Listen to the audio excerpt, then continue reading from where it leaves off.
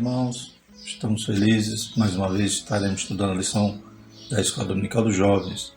A lição número 11 tem um título: Quem segue a Jesus frutifica no reino de Deus. O tema do trimestre é Imitadores de Cristo, ensinos extraídos das palavras de Jesus e dos apóstolos, revista comentada pelo pastor Tiago Brasil.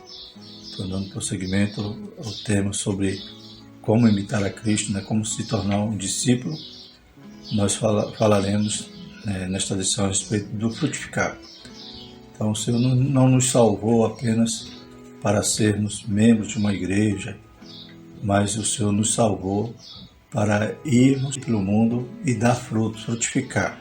Então, veremos nessa lição que nós somos, a partir do momento que fazemos parte de Jesus, ingressamos, então, no hall de seguidores de Cristo, fazemos parte da vinha, Ele é a videira verdadeira e nós estamos enxertados nele. E, uma vez enxertado, temos então uma função vital, que é frutificar. Bendito é o nome do Senhor. Os irmãos que desejarem os links dos slides que estaremos utilizando, na descrição do vídeo no YouTube, tem lá link para download do PDF, PowerPoint, e os irmãos podem usá-los livremente. Glórias a Deus. Texto principal: eu sou a videira, vós as varas. Quem está em mim e eu nele, este dá muito fruto, porque sem mim nada podeis fazer. Resumo da lição: somente através de uma comunhão verdadeira com Jesus podemos frutificar no reino de Deus. Os objetivos dessa lição são explicar a respeito da imagem da vinha e o grande vinhateiro, compreender os princípios da comunhão e saber dos impactos da comunhão. O texto bíblico se encontra em João, capítulo 15, versículo de 1 a 4. Eu sou a videira verdadeira e meu pai é o lavrador. Toda vara em mim que não dá fruto, atira e limpa toda aquela que dá fruto, para que dê mais fruto. Vós já estáis limpos pela palavra que vos tenho falado. Está em mim e eu em vós. Como a vara de si mesmo não pode dar fruto, se não estiver na videira, assim também vós, se não estiverdes em mim. Glórias a Deus. Então, nós vamos falar dessa parábola que Jesus utiliza, essa ilustração que o Senhor utiliza, essa simbologia em relação à videira. E nós estaremos nos reportando também ao Antigo Testamento, quando também o Senhor comparava Israel com uma vinha que ele cuida, que ele plantou com a semente preciosa e desejava que ela desse frutos, porém ela dava frutos amargos, ou seja, não correspondia à sua função, a todo o cuidado que ela recebia, ela não retribuía. Pelo contrário, era um povo obstinado, um povo desobediente, um povo que muitas das vezes traía o Senhor, indo atrás da idolatria. A introdução da nossa lição diz: a salvação é um processo de readequação da humanidade ao plano eterno de Deus. Estávamos apartados das bênçãos divinas, enraizados em pecados e iniquidade. Foi quando, por meio do sacrifício de Jesus na cruz, fomos feitos novas criaturas, reenxertados na videira verdadeira. O resultado foi nossa reabilitação ao caminho de uma vida boa, produtiva e significante para o reino de Deus. Devemos então reconhecer nosso lugar junto ao Senhor e assim frutificar para a glória dele. Então a gente percebe que o plano de Deus é esse, é essa unidade, essa comunhão que Deus quer ter com o homem. E Israel tinha essa possibilidade, tinha toda essa oportunidade. Deus agiu de maneira misericordiosa, graciosa na vida daquele povo. Porém, como já falamos, e veremos durante a lição, eles não corresponderam ao cuidado que o vinhateiro, o agricultor tinha com a sua plantação, com a sua vinha. Mas nós temos agora a oportunidade de se readequar a tudo aquilo que Deus quer, a de estarmos em comunhão com Cristo, arraigados a Ele e produzindo fruto, louvado seja o Senhor, e também, aleluia, recebendo a seiva, recebendo as bênçãos que provém do Senhor. Como nós veremos na lição, sem Ele nada podemos fazer. Então essa oportunidade se dá a partir do momento que nós somos salvos, somos enxertados, Ele é a videira verdadeira, nós somos as varas. Toda vara que está nele, que não dá fruto, atira. Mas aqui está nele, dá fruto, você limpa, aleluia, para dar mais fruto ainda. Então é podada. Nós estaremos estudando tudo isso nessa lição. Então, como falei, essa condição de restauração que o ser humano tem, agora essa oportunidade de voltar a Deus, nós lemos também lá em Romanos. Em Romanos 11, a partir do verso 47, então temos uma outra representação, outra simbologia, agora falando de oliveira. Mas percebemos também que essa questão de ser enxertado, ou seja, ser essa vara que está na videira, com essa nova oportunidade que a humanidade tem a partir de Jesus, se assemelha com essa analogia lá de Romano. E se alguns dos ramos foram quebrados, e tu, sendo zambujeiro, foste enxertado em lugar deles, e feito participante da raiz e da seiva da oliveira, não te glories contra os ramos. Se contra eles te gloriares, não és tu que sustenta a raiz, mas a raiz a ti. Dirás, pois, os ramos foram quebrados para que eu fosse enxertado. Está bem, pela incredulidade foram quebrados, e tu está em pé pela fé. Então não te ensoberbeças, mas teme. Porque se Deus não poupou os ramos naturais, teme que não te poupe a ti também. Considera, pois, a bondade e a severidade de Deus para com os que caíram, severidade, mas para contigo, benignidade. Se permaneceres na sua benignidade, de outra maneira também tu serás cortado.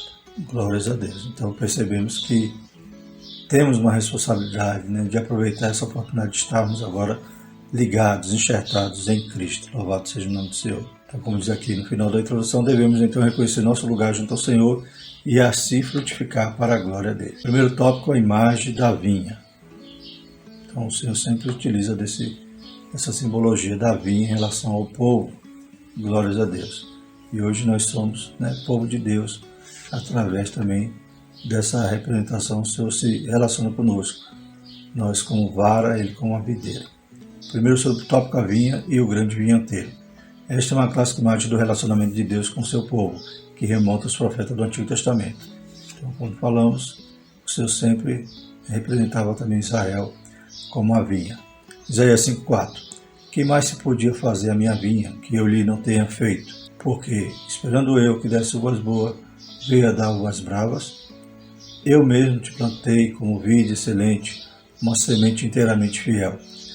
Pois te tornaste para mim uma planta degenerada, como vide estranha. Jeremias 2,21. Então lá no Antigo Testamento a gente vai encontrar inúmeras referências dessa metáfora que compara o povo à vinha do Senhor. Os filhos de Israel sempre foram cuidados diligentemente pelo Senhor, gerados por suas mãos de misericórdia e amor. O que se esperava de um povo gerado tão miraculosamente? Bênçãos, obediência e gratidão. Todavia, o testemunho do Senhor é outro. A vinha produziu frutos amargos, ou seja, pecado e desobediência. Então eles tinham toda essa condição de serem abençoados e serem bênçãos também.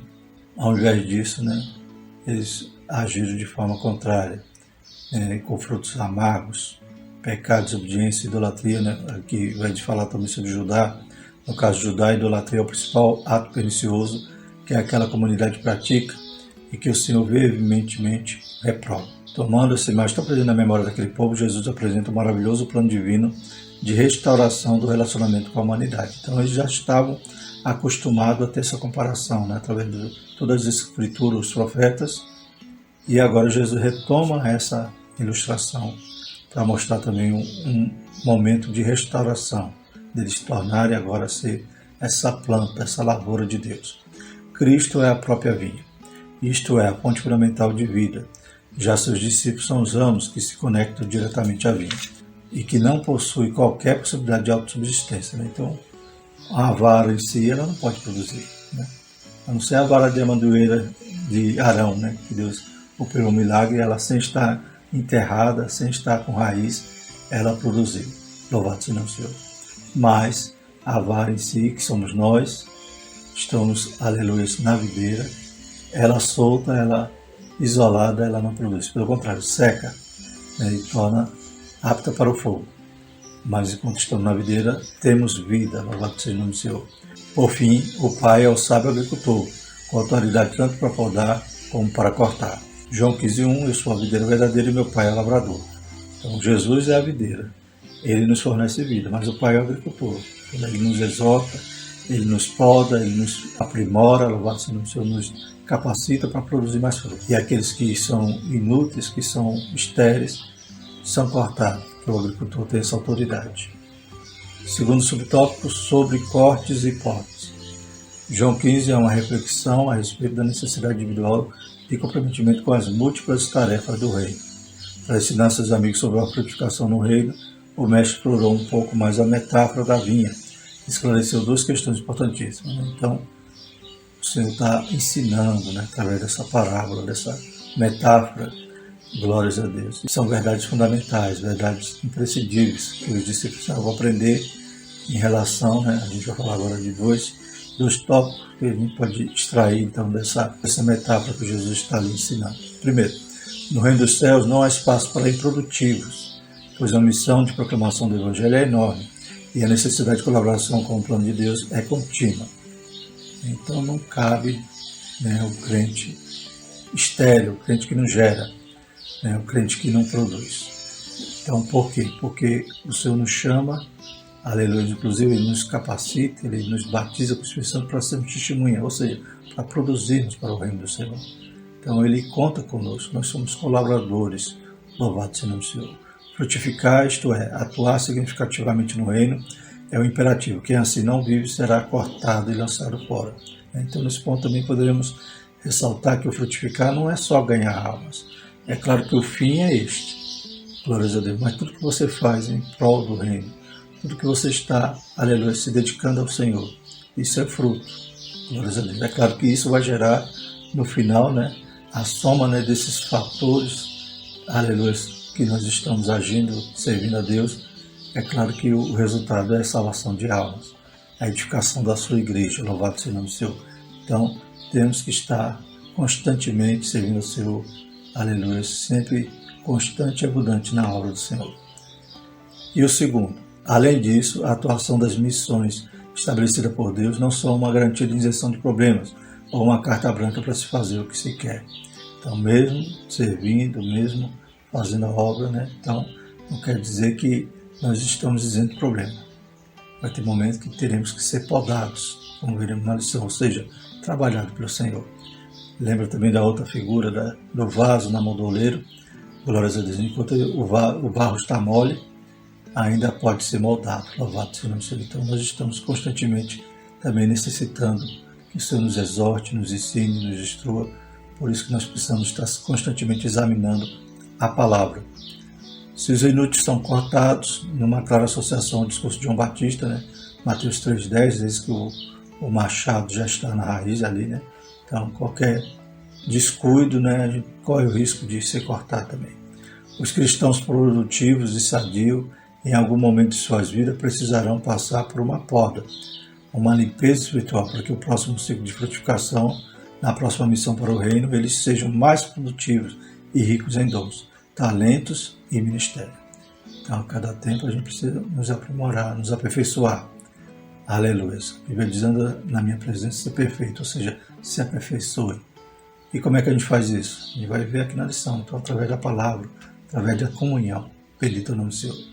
Toda vara em mim que não dá fruto, tira, e limpa toda aquela que dá fruto, para que dê mais fruto. João 15:2. Terceiro subtópico, os princípios bíblicos como instrumento de uma poda espiritual.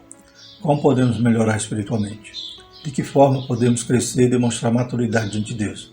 Através de uma vida adequada aos princípios da Sagrada Escritura. Então, a escola dominical é um momento de poda, que a gente está aprendendo, está, aleluia, nos consertando, estamos, aleluia, conhecendo a vontade de Deus na nossa vida. Vós já estáis limpos pela palavra que vos tenho falado. A Bíblia é nosso parâmetro de vida. Se estamos vivendo de acordo com o que ela aponta, prosperamos e crescemos livremente. Se em algum momento nos afastamos do propósito divino, o Altíssimo, como bom agricultor e Pai, nos poda pela exortação da palavra para que possamos viver a plenitude de sua vontade. Então, podar é cortar aquilo que é desnecessário, aquilo que está impedindo a frutificação. Então, muitas das vezes, a palavra, ela que já nos limpou, quando nós cremos e aceitamos ao Senhor, mas constantemente precisamos estar, aleluia, sendo purificados, sendo limpos, sendo podados, ou seja, o Senhor sempre vai estar nos aperfeiçoando para que, aleluia, o nosso serviço seja mais eficiente, mais produtivo para o reino. É um serviço espiritual, não é algo material, não é algo que eu possa me capacitar somente, aleluia, e individualmente pensando que eu consiga, aleluia, essa condição de estar frutífero, não. É algo espiritual, é algo que a palavra de Deus que é viva e eficaz pode fazer na minha vida. O Espírito Santo, ele tem, aleluia, auxiliado aqui o agricultor, louvado seja o Senhor, para que nós possamos produzir e não ficar como a primeira categoria daquelas varas, daqueles galhos que não produzem nada. 2 Timóteo 4,2 diz que pregues a palavra, enche a tempo e fora de tempo, redáguas, repreenda, exorte com toda a longanimidade e doutrina. Em tempos tão difíceis como nós, precisamos cada vez mais estabelecer a palavra de Deus como instrumento de orientação espiritual para a nossa vida, e assim seremos mais que vencedores. A palavra. Então pegue a Bíblia, leia. Então carecemos a todo tempo amar essa palavra, amar a Bíblia Sagrada, examiná-la. Glórias a Deus. Ter disciplina constante de diariamente, aleluia, nos alimentar com ela. Segundo tópico, princípios da comunhão. Primeiro subtópico, a necessidade de um relacionamento verdadeiro com Jesus. Não há vida fora de Jesus. É esta constatação que chegamos a refletir sobre a necessidade de um relacionamento com o Altíssimo. João 15,4. Estais em mim e eu em vós. Como a vara de si mesmo não pode dar fruto, se não estiver na videira, assim também vós, se não estiverdes em mim. Então nós temos essa dependência de Deus. O salmista dizia, minha alma tem sede. Glórias a Deus. Nós carecemos de estar ligado em Jesus. Porque não adianta você estar na igreja desligado. Você vai ser um religioso, vai ser talvez até um hipócrita, mas com Jesus não. Com Jesus você tem todo o tempo, aleluia, direcionamento, direção, sabedoria do céu, glórias a Deus, amor para amar até aquele que vos persegue. Afastar de Deus, todas as nossas ações são apenas fragmentos de indignidade, já que nós mesmos somos nada sem Ele. Longe de Jesus, todas as nossas ações espelham apenas o pecado que reina nos corações daqueles que estão apartados do Pai. Então não adianta essa vara desligada. Para de receber a seiva, para de receber a condição de produzir. E torna-se então estéril, uma vara seca. Ainda que tenha muitas folhas, mas aquelas folhas vão secar. Temos que estar ligados ao Senhor Jesus. Se algo está sendo feito sobre o pretexto de agradar a Deus e promove a mentira, a violência e a injustiça, isso jamais poderá ser associado a bondoso Deus. Não passa de uma espiritualidade morta e palavras vazias. Então, está lá pendurado na videira, mas não está ligado, não está enxertado. E algum de vós lhe disser, ide em paz, aquentai-vos e fartai-vos, e não lhe derdes as coisas necessárias para o corpo, que proveito virá daí. Assim também a fé, se não tiver as obras, é morta em si mesmo. Então, essas obras de justiça, as obras, as quais fomos salvos, para as boas obras. Glórias a Deus. Então não adianta estar na igreja dizendo que serviu a Deus, estar maquinando, estar com inveja, estar odiando seu irmão. Evidentemente não estará ligado. Precisamos ensinar as pessoas a desenvolverem um relacionamento verdadeiro com Jesus de Nazaré, pois somente assim um mundo mais próximo do projeto divino poderá começar a surgir. Que projeto é esse? Voltemos lá à vinha, voltemos então à videira, ou seja, o projeto de Deus é nos agregar, Ele reconciliou todas as coisas em Jesus, está ligado nele, está vivendo nele, louvado seja o nome do Senhor. Então, esse é o projeto de Deus. Então precisamos ensinar as pessoas a se ligarem a Jesus, ou seja, reconhecerem o seu senhorio, reconhecerem que são pecadores e carecem de um Salvador, e o único Salvador é o Senhor Jesus.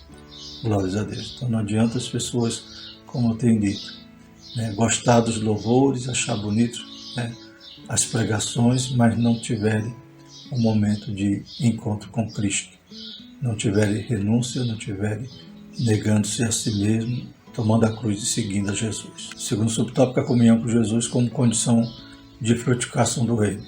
Ter um relacionamento verdadeiro com Jesus é uma exigência prévia para qualquer atuação no reino.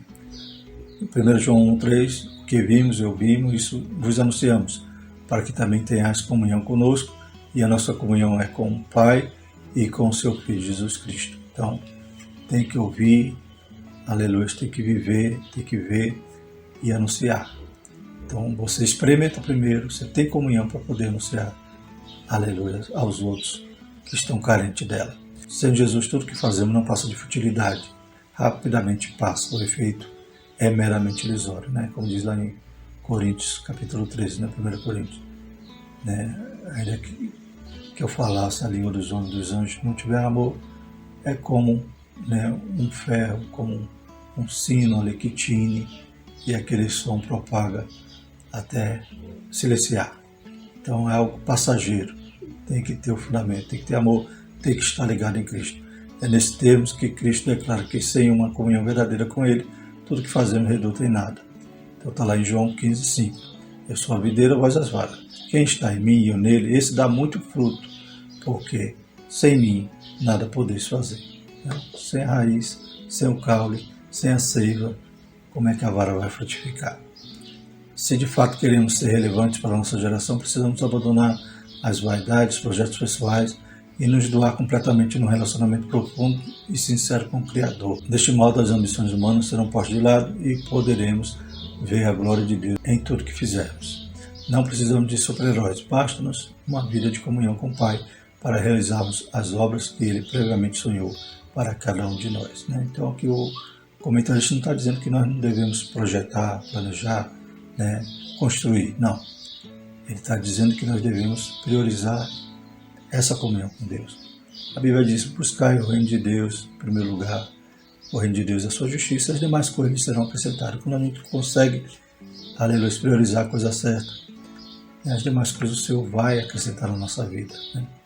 Tenho orado muito pelos jovens para que Deus visite, né, a formação de cada um, que eles possam ser graduados, né, conseguir alcançar a sua formação escolar, que Deus visite o seu trabalho, que eles também consigam trabalhos, consigam ser realizados ali no que fazem e nos seus relacionamentos, né, que sejam santos. Glórias a Deus. Então, quando estamos em comunhão com Cristo, é a porta para alcançarmos tudo isso. Na verdade, eu digo que aquele que crê em mim também fará as obras que eu faço, as fará maiores do que esta, porque eu vou para o meu Pai. Então, não precisa muita coisa, né? Não precisa você jejuar 60 dias, vai acabar morrendo, né? Basta tão somente você ter comunhão com Jesus e as demais coisas você vai acrescentando e você vai tendo uma vida piedosa, vai orar, vai jejuar, vai, aleluia, se alimentar da palavra constantemente e vai fazer a obra do Senhor de forma frutífera. Terceiro subtópico, a terrível condição de quem não permanece na comunhão. Né? Então, a contrapartida de não ficar na comunhão, não ter essa ligação com a videira, é também funesta. Né? A falta de permanência em Cristo produz um resultado terrível, a condenação eterna. Se alguém não estiver em mim, será lançado fora como uma vara e secará, e escolhe e lança no fogo e arde. As pessoas procuram inúmeras formas de justificar uma suposta dignidade para merecer o reino dos céus. Boas ações, abstinência de bebida alcoólica, doações financeiras, etc. Mas a verdade é que apenas um relacionamento íntimo e sincero com Cristo pode nos livrar da condenação eterna. Né? Então, temos que ter essa comunhão, né? Essa intimidade com Cristo, ou seja, estar com Ele todo dia. Acordou, já diz bom dia, né? Louvado seja o Senhor. Caminhe com Jesus durante o seu dia. Aleluia. Não adianta, né, outra coisa de aparência que possa tentar realmente andar dignamente diante de Deus. Né? Tem que ter comunhão. Diante desse fato, por que as pessoas procuram tantos outros subterfúgios e não o Cristo? Porque a comunhão com o Salvador exige um confronto diário com os nossos pecados, uma mudança radical de vida, a negação contínua de nossa inclinação carnal para que assim vivamos o padrão de Cristo nessa geração. Romanos 6,6, sabendo isso, que o nosso homem velho foi com ele crucificado, para que o corpo do pecado seja desfeito, para que não sirvamos mais o pecado. A condenação eterna é um fato, precisamos anunciar a graça salvadora hoje. Então as pessoas preferem viver de aparência, ao invés de ter comunhão com Cristo, porque realmente tem que renunciar, tem que tomar a cruz e seguir o velho homem que todo dia vai ser mortificado. Terceiro tópico, os impactos da comunhão. Primeiro subtópico, comunhão com Jesus implica em adequação à palavra. Vivemos num tempo muito difícil, onde multidões querem Cristo, mas rejeitam a Escritura que o anuncia. Eu gosto das músicas, gosto das pregações coach, né? mas a palavra mesmo, um compromisso com a palavra, não querem.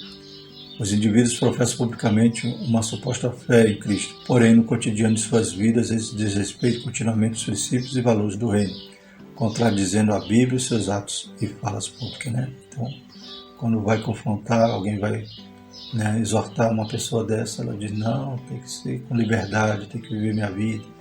Não, isso aqui é apenas minha maneira de amar. Então, que Deus tenha misericórdia. Não é a Bíblia que tem que se enquadrar e ser servida, né, ao meu gosto. Eu que tenho que ler e entender que sou pecador e preciso me enquadrar a ela. Só a comunhão com Cristo, se houver adequação à palavra. Quem não se submete às orientações da Bíblia jamais poderá ser denominado de discípulo de Cristo. É esse o nosso objetivo nesse trimestre, aprender a ser discípulo de Cristo. Então tem que entrar pela porta. João 8,31, Jesus dizia, pois aos judeus que criam nele, se vós permanecerdes na minha palavra, verdadeiramente sereis meus discípulos. Segundo subtópico, como orar e ser respondido. A resposta a esta questão pode nos servir de instrumento de aferição da espiritualidade de uma pessoa, assim como da seriedade de um líder ou igreja. Multidões de pessoas estão lotando templos em busca de uma fórmula mágica para serem ouvidas em suas orações. Pessoas promíscuas, de vida reprovável, gente que não tem nenhum compromisso com Cristo ou com sua palavra, mas que estão sendo enganados por falsos ensinos, né? Então, às vezes, lotam algumas catedrais atrás, né, de uma oração forte, de um método, né, de um caminho mais fácil. Mas o que Jesus quer é somente isso, que nós estejamos ligados nele, frutificando. Essas pessoas pensam, assim como o mágico em Atos, que pode comprar a bênção de Deus. Quanta heresia, quanta mentira. Jesus deixa bastante claro em João 15,7. Qual é o segredo? Para termos nossas orações respondidas de modo imediato, se estiverdes em mim, as minhas palavras estiverem em vós. Então esse é o segredo. Glórias a Deus. Ou seja, você vivendo a palavra, você estando em Cristo, ligado nele, em comunhão com ele, buscando se santificar, porque como é que eu vou ficar perto de Jesus no erro, no pecado? Tem que, embora eu não esteja vivendo no pecado, mas na carne ainda posso pecar. Mas, filhinhos, quando pecar, lembre que tem um advogado. Então, corra para Jesus. A nossa parte é não ficar cobrindo o pecado, escondendo, mas confessando e deixando. Glórias a Deus. Para que eu esteja nele e a palavra dele possa estar em mim e eu ter sede de Jesus, eu ter vontade de ler a sua palavra. Louvado seja o nome do Senhor. E terceiro e último subtópico, a verdadeira marca de um cristão. Um cristão não pode ser alguém inútil. Nisto é glorificado meu Pai, que deis muito fruto e assim sereis meus discípulos. Então está tudo ligado, né? Para ser discípulo tem que estar com a palavra. Para ser discípulo tem que estar frutificando, tem que estar em Cristo. Deus não nos vocacionou para uma existência limitada. O que o Criador deseja para nós é uma vida frutífera, produtora de bênçãos para os outros e para nós. Lembremos desse simples princípio que pode ser extraído da imagem da vinha, do vinhateiro e dos ramos. O fruto produzido pelo ramo conectado à vinha nunca beneficia diretamente o ramo, mas quem dele se alimentará. Então, o fruto não é para nós, é para que os outros possam ser abençoados. Não somos salvos por uma existência egoísta. Fomos enxertados em Cristo para servirmos aos outros, crendo que assim nossas vidas atingem o potencial máximo para o qual delas foram criadas. Isso é interessante, esse último ponto. Glórias a Deus. Como falei, o fruto não é só ganhar almas. O fim é este. Mas o fruto é tudo que você faz na obra do Senhor. Então, se eu estou fazendo algo na obra do Senhor para me beneficiar, para mim ser visto, para mim ser glorificado, não é fruto. O fruto é algo que eu vou fazer para alguém saborear, para alguém comer, para alguém usufruir. Então, eu servir aos outros e não a mim mesmo. Então, isso é um fruto doce, né? Não é o amargo, como falava agora há pouco, pois o outro não agrada a Deus. Concluindo, a vocação cristã tem um propósito, nossa ligação com Jesus. Tal comunhão tem como finalidade restaurar nosso estado eterno, que foi perdido com a desobediência no Éden. Há muito potencial em nós, dons, talentos e ministério, que nos foi dado para realizarmos grandes obras para Deus. Está vendo aí? Então, fruto é você usar tudo aquilo que Deus tem que colocar na sua mão. Seus dons, seus talentos, os ministérios. Então, todo serviço na obra do Senhor é fruto. Vivamos, então, para servir o Rei. Glórias a Deus. Próxima lição, vamos falar sobre a evidência de um fiel seguidor de Jesus. Já estamos na reta final, né? Só faltam mais 2 lições para concluirmos o trimestre. Que lição maravilhosa, que Deus continua abençoando os pastores, né? Sabemos que é um conjunto, né, que escreveu o livro de apoio, né? Então, que Deus abençoe a vida dos seus servos, pois, aleluia, o Senhor tem usado eles para abençoar a sua igreja. E que nós possamos estar constantemente desejosos de ser esses discípulos, que a Bíblia, né, que a lição enfoca e a Bíblia nos ensina. Amém? Oremos. Senhor nosso Deus, te louvamos, te agradecemos por esse momento. Que o Senhor possa abençoar teus filhos, Pai, fazê-los fortes, Senhor Jesus, que eles possam estar, Senhor Jesus, adubados, Senhor Jesus, bem ligados, bem ajustados, Senhor Jesus, e produzindo frutos, Pai, e no tempo certo sendo podados para a glória do seu santo nome. Nos ajuda, abençoa, Pai, a tua igreja, em nome de Jesus. Amém. E que a graça do nosso Senhor e o amor de Deus, a comunhão do Espírito Santo permaneça sobre nós, não só hoje, mas sempre. Amém.